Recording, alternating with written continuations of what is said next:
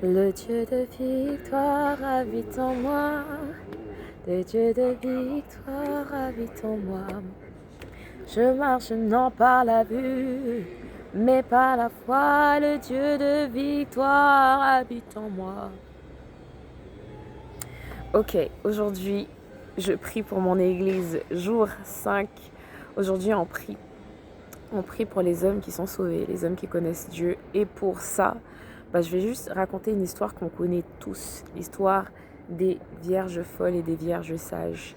Et par cette histoire, je veux juste nous rappeler, nous faire prendre conscience peut-être pour certains, si je peux, que le Seigneur nous a tous appelés. Le Seigneur nous a tous appelés. Et évidemment, je parle de appeler à lui, parce que c'est le premier appel. Avant d'être appelé au ministère, appelé à faire telle ou telle œuvre, le Seigneur nous appelle à lui premièrement.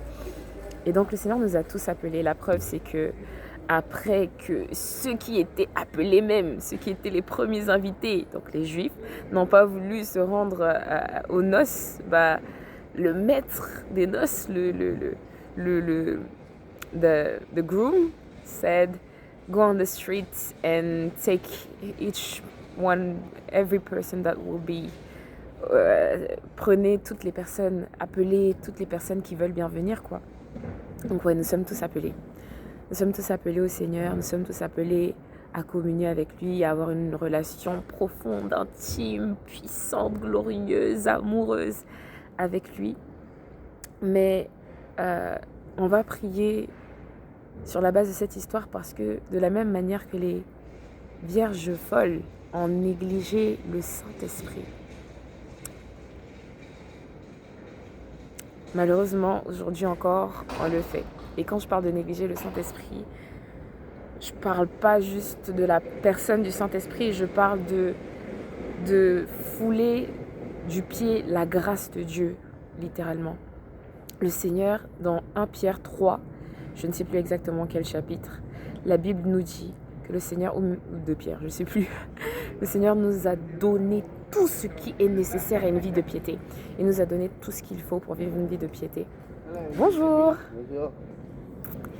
Il nous a donné tout ce qu'il faut pour vivre une vie de piété. Il nous a donné tout ce qui est nécessaire pour vivre comme il le faut, pour réussir, entre griffes, à vivre comme Jésus.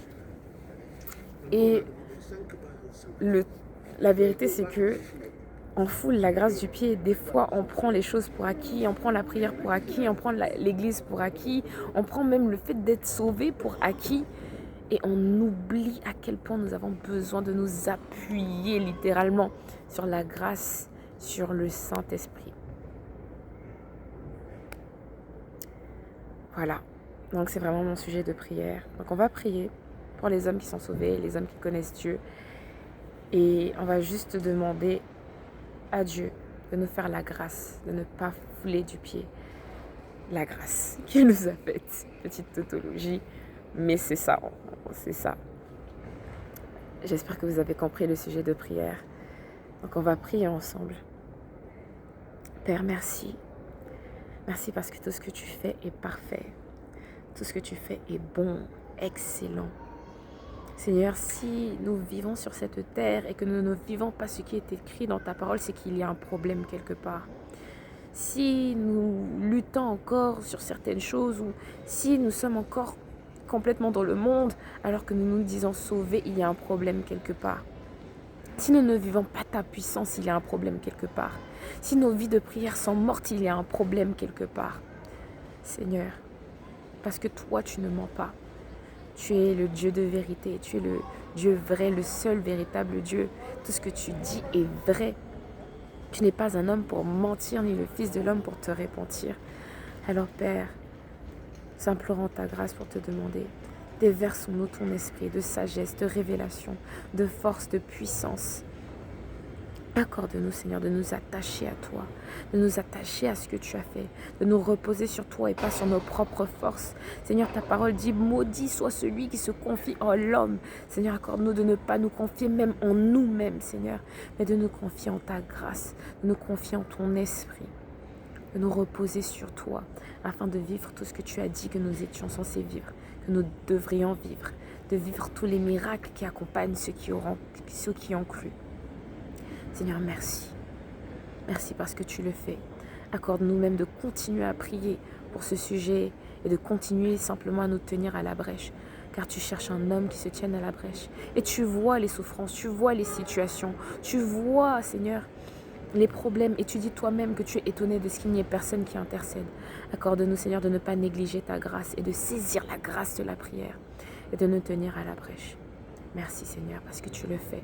Tu es glorifié, tu es glorieux, que ton nom soit encore magnifié, exalté, que l'on sache que tu es Dieu et que nous sommes tes serviteurs. Au nom de Jésus. Amen.